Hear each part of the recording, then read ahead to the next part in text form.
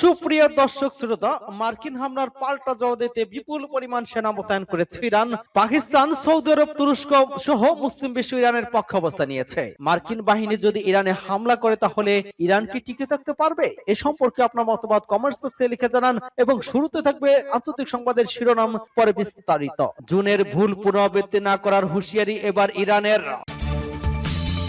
আরো বিস্তারিত জানিয়ে দিব। মার্কিন হামলার আশঙ্কা, আকাশপথ বন্ধ করলো ইরান। এদিকে বিশ্ব পরিস্থিতি আরো বিপজ্জনক হয়ে উঠছে পুতিনের হুঁশিয়ারি। পাকিস্তান, সৌদি আরব, তুরস্কের জোট নিয়ে যে কারণে আতঙ্ক ভারত এবং পশ্চিমারা। ইরানের সামরিক অভিযানের বিরোধিতা তুরস্কের। ট্রাম্পকে হত্যার হুমকি। মার্কিন হুমকির মধ্যে গ্রিনল্যান্ডে সেনা পাঠাচ্ছে ইউরোপের কয়েকটি দেশ। এবং সর্বশেষে জানিয়ে দিব, মাসাদে বিপুল পরিমাণ সেনা মোতায়েন করেছে ইরান।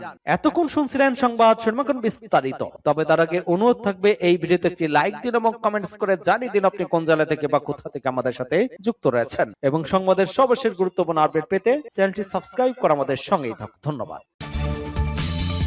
জুনের ভুল পুনরাবৃত্তি না করার হুঁশিয়ারি এবার ইরানের। মার্কিন প্রেসিডেন্ট ডোনাল্ড ট্রাম্পের উদ্দেশ্যে ইরানের পররাষ্ট্রমন্ত্রী আব্বাস আরগচি বলেছেন, গত জুনে ইরানে পারমাণবিক স্থাপনায় সামরিক হামলার মতো ভুলের পুনরাবৃত্তি যেন যুক্তরাষ্ট্র না করে। ফক্স নিউজকে দেয়া এক বিশেষ সাক্ষাৎকারে আরগচি এসব কথা বলেছেন। ইরানের পররাষ্ট্রমন্ত্রী বলেন, তেহরান যুদ্ধের পরিবর্তে কূটনৈতিক পথে সমাধানে বিশ্বাসী, তবে যে কোনো পরিস্থিতির জন্য আমরা প্রস্তুত। গত জুনের 12 দিনের ইরান এবং ইসরায়েলের যুদ্ধের সময় ইরানের 3টি পারমাণবিক স্থাপনায় মার্কিন হামলার কথা উল্লেখ করেছেন। স্থাপনা ধ্বংস করা গেলেও প্রযুক্তি এবং সংকল্পকে বোমা মেরে ধ্বংস করা যায় না। সাক্ষাৎকারে আরগচি অভিযোগ করেছেন, গত 20 বছর ধরে ইরান আলোচনা পথ খোলা রাখলেও যুক্তরাষ্ট্র বারবারই কূটনীতিক থেকে সরে দাঁড়িয়েছে। যুদ্ধ এবং কূটনীতির মধ্যেই কূটনীতিক শ্রেষ্ঠ পথ। যদিও যুক্তরাষ্ট্রের সঙ্গে ইরানের তিক্ত অভিজ্ঞতা রয়েছে, তবুও তারা আলোচনার মাধ্যমে সংকট নিয়ে শুনে আগ্রহী। তিনি ট্রাম্পকে সতর্ক করে বলেছেন, আগের ব্যর্থ অভিজ্ঞতার পুনরাবৃত্তি করলে ফলাফল একই হবে। ইরানের চলমান সরকার বিরোধী বিক্ষোভ প্রসঙ্গে দেশটির পররাষ্ট্রমন্ত্রী দাবি করেছেন, তার সরকার সর্বোচ্চ ধৈর্য প্রদর্শন করেছে, তবে সাধারণ মানুষ ওই আন্দোলনকে বিশেষ মধ্যপ্রস্থ সন্ত্রাসী সেল হাইজ্যাক করেছে। ইসরায়েল চাইছে সাধারণ মানুষ এবং পুলিশ হত্যা ঝরে রক্তপাত বাড়িয়ে প্রেসিডেন্ট ট্রাম্পকে ওই সংঘাতে টেনে আনতে। বর্তমানে পরিস্থিতি সরকারের পূর্ব নিয়ন্ত্রণে রয়েছে। 3 দিন ধরে তারা সাধারণ আন্দোলনকে নয়, সন্ত্রাসীদের বিরুদ্ধে লড়ছেন। মানবাধিকার সংস্থাগুলো দেওয়া তথ্যের সঙ্গে পররাষ্ট্রমন্ত্রীর দাবির বড় ব্যবধান লক্ষ্য করা গিয়েছে। যুক্তরাষ্ট্র ভিত্তিক ARINA জানিয়েছে, বিক্ষোভে পর্যন্ত অন্তত 2500 জন নিহত এবং 18,000-এর বেশি মানুষ আটক রয়েছেন। যদিও ইরানের পররাষ্ট্রমন্ত্রী ওই সংখ্যাকে অতিরঞ্জিত বলে দাবি করেছেন সূত্র ফক্স নিউজ।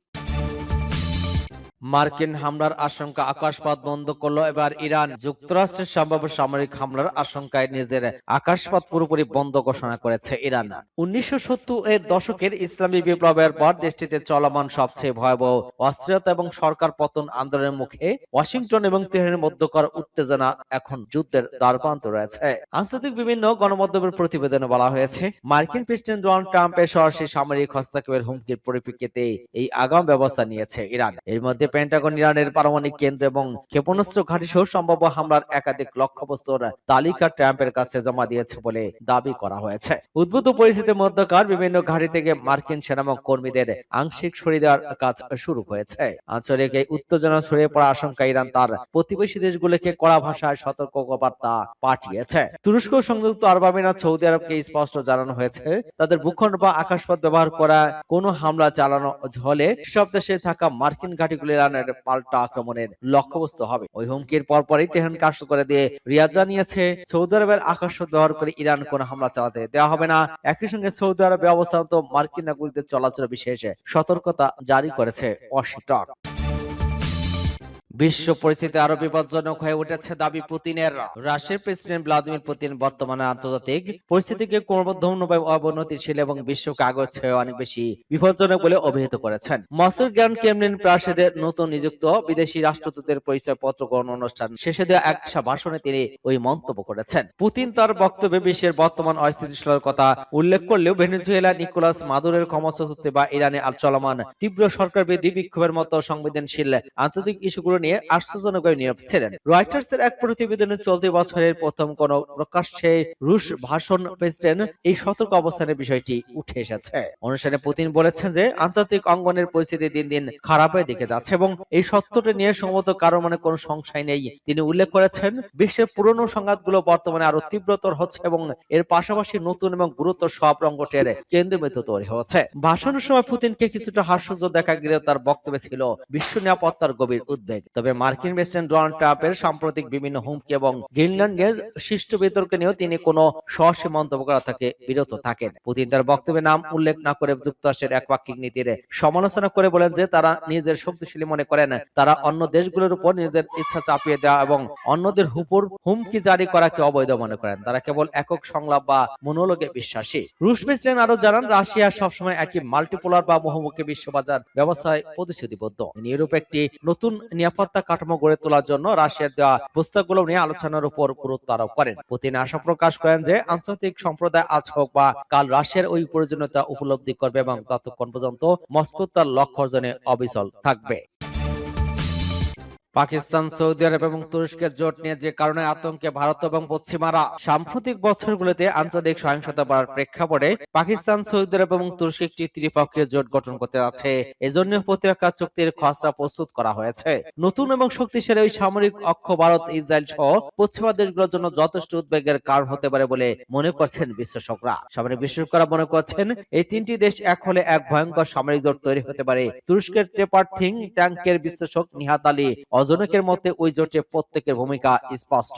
তুরস্ক উন্নত সামরিক প্রযুক্তি, ড্রোন, অভিজ্ঞ সেনাবাহিনী, ন্যাটো জোটের দ্বিতীয় বৃহত্তম সেনাবাহিনী দেশের হাতে। পাকিস্তান পরমাণু শক্তি এবং ব্যালিস্টিক মিসাইল, সৌদি আরব পেট্রো ডলার অর্থাৎ বিরাট আর্থিক ক্ষমতা রয়েছে। এই তিনটি সংযোগে যে শক্তি জোট তৈরি হবে তা কার্যত আমেরিকার নেতৃত্বাধীন ন্যাটোর আদল একটি ইসলামী ন্যাটোর রূপ নিতে পারে বলে মনে করছেন সামরিক বিশেষজ্ঞরা। ইরানের সামরিক অভিযানের বিরোধিতা এবার তুরস্কের।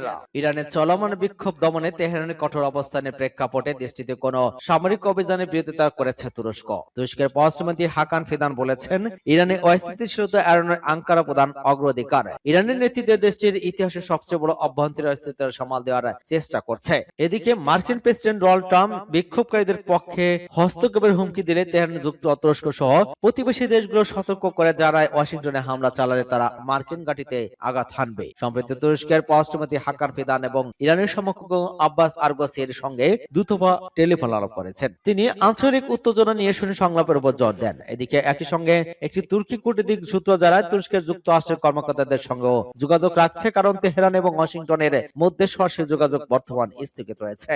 ইস্তাম্বুল এক সংবাদ সম্মেলনে ফিদান বলেছেন, সংকট সমাধানে তুরস্কের কূটনৈতিক উদ্যোগ অব্যাহত রাখবে এবং আঙ্কারা আশা করে ইরান এবং যুক্তরাষ্ট্র আলোচনার মাধ্যমে সমাধান পৌঁছাতে পারবে। তিনি বলেন, আমরা ইরানের বিরুদ্ধে কোনো সামরিক হস্তক্ষেপের বিপক্ষে ইরানকে তার নিজস্ব অভ্যন্তরীণ সমস্যা নিজ উদ্যোগেই সমাধান করতে হবে। তিনি আরো বলেন, তুরস্কের প্রধান লক্ষ্য হলো এমন কোন পরিস্থিতি এড়ানো যাতে শক্তি প্রয়োগের আশঙ্কা তৈরি হয়। একই সঙ্গে তিনি জানান, তেহরান ইসরায়েল এবং যুক্তরাষ্ট্রের সঙ্গে নতুন করে সহিংসতা ছড়িয়ে পড়ার সম্ভাবনাকে আঙ্কারার সমর্থন করে না। ফিদান বলেছেন, আমরা দৃঢ়ভাবে চাই সমস্যাগুলো সংলাপের মাধ্যমে সমাধান হোক। ইরানের ব্যাপক অস্থিরতা পুরো অঞ্চলের জন্যই অত্যন্ত বিপজ্জনক হবে। ট্রাম্পকে এবার হত্যার হুমকি। মার্কিন প্রেসিডেন্ট ডোনাল্ড ট্রাম্পকে লক্ষ্য করে কড়া ভাষায় একটি হত্যার হুমকি দেওয়া হয়েছে। ইরানি রাষ্ট্রীয় টেলিভিশন ট্রাম্পের একটি রক্তাক্ত ছবির সঙ্গে করা হুমকি দেওয়া হয়। এতে লেখা হয়, এবার লক্ষ্যবস্তু হবে না। বার্তা সংস্থা এপির বরাতে নিউ ইয়র্ক টাইমসের এক প্রতিবেদনে এই তথ্য জানানো হয়েছে। প্রতিবেদনে বলা হয়েছে, এটি ট্রাম্পের বিরুদ্ধে তেহরানের এখন পর্যন্ত সবচেয়ে সরাসরি এবং প্রকাশ্য হুমকি। যুক্তরাষ্ট্র ইরানের চলমান সরকার বিরোধী বিক্ষোভ দমনে কঠোর দমন পীড়নের সমালোচনা করে আসছে। এমনকি এই নিয়ে ট্রাম্প ইরানের বিরুদ্ধে সামরিক পদক্ষেপ নেয়ার হুঁশিয়ারিও দিয়েছেন। হুমকির সঙ্গে যুক্তরাষ্ট্রের পেনিভিলিয়ার বাটলার 2024 সালে একটি নির্বাচনী সমাবেশে ট্রাম্পের উপর চালানো হামলা একটি ছবি প্রচার করা হয়েছে। ওই ঘটনা বন্দুকধারী থমাস ক্রুকস ট্রাম্পকে লক্ষ্য করে গুলি চালালে তার কানে আঘাত লাগে।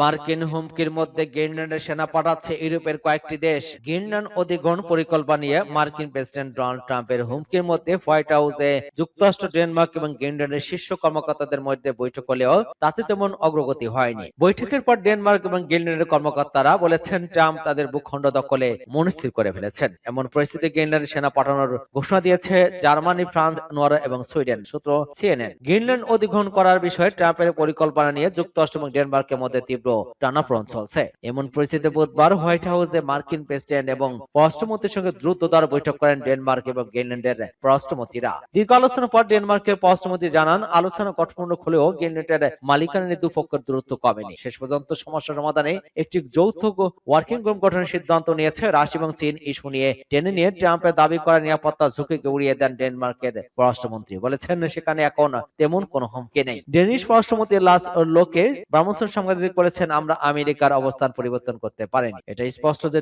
ট্রাম্পের গ্রিনল্যান্ড জয়ের যে ইচ্ছা আছে। অন্যদিকে গ্রিনল্যান্ডের পররাষ্ট্রমন্ত্রী জানিয়েছেন তারা যুক্তরাষ্ট্রের সাথে সহযোগিতা জোরদার করতে চান, কিন্তু মালিকানা পরিবর্তন নয়। বৈঠকের পর ট্রাম্প আবারও গ্রিনল্যান্ডকে যুক্তরাষ্ট্রের জাতীয় নিরাপত্তার জন্য অপরিহার্য বলে উল্লেখ করেছেন। তার দাবি, দ্বীপটির খনিজ সম্পদ এবং কৌশলগত অবস্থানে রাশিয়া এবং চীনের প্রভাবযুক্ত ওয়াশিংটনের হাতে থাকা জরুরি।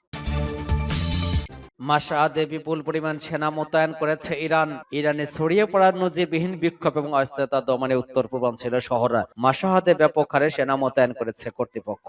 শুক্রবার আজার নিউজ এক প্রতিবেদনে জানায়, পরিস্থিতির অবনতি ঠেকাতে মাশহাদে অতিরিক্ত সেনার পাশাপাশি বিপুল পরিমাণ সামরিক সরঞ্জাম এবং সাজযান পাঠানো হয়েছে। প্রত্যক্ষদর্শীদের বরাতে জানা গিয়েছে, শহরের প্রধান প্রবেশ এবং বাহিরের পথগুলোতে ইতিমধ্যে সশস্ত্র সেনা সদস্য এবং সাজযান অবস্থান নিয়েছে। বিভিন্ন গুরুত্বপূর্ণ জেলা মোড়গুলোতে চেকপোস্ট বসিয়ে নিরাপত্তা তল্লাশি জোরদার করা হয়েছে। মূলত ক্রমবর্ধমান গণ অসন্তোষ নিয়ন্ত্রণের বাইরে না যায় সে লক্ষ্যে এমন কঠোর অবস্থা নিয়েছে তেহরান। গত ডিসেম্বর শেষের দিকে ইরানে শুরু হওয়া ওই আন্দোলন ইতিমধ্যে 2 সপ্তাহ অতিক্রম করেছে। মাশহাদ সহ দেশটির বড় শহরগুলোতে বিক্ষোভকারীদের রাজপথে সরকারের বিরুদ্ধে নানা ধরনের স্লোগান দিচ্ছে এবং তারা রাষ্ট্র ব্যবস্থায় আমূল পরিবর্তনের দাবি জানাচ্ছে। মাশহাদের প্রধান সড়কগুলো বড় ধরনের জমায়েতের খবর পাওয়া গিয়েছে। অনেক স্থানে বিক্ষোভকারীরা নজরদারি ক্যামেরা অকেজ করে দিয়ে নিরাপত্তা বাহিনীর মুখোমুখি অবস্থান নিয়েছে। দেশে চলমান অর্থনৈতিক সংকট, লাগামহীন মুদ্রাস্ফীতি এবং রাজনৈতিক নিপীড়নের পুঞ্জীবিত ক্ষোভ থেকে এই গণবিরোধের সূত্রপাত ঘটে।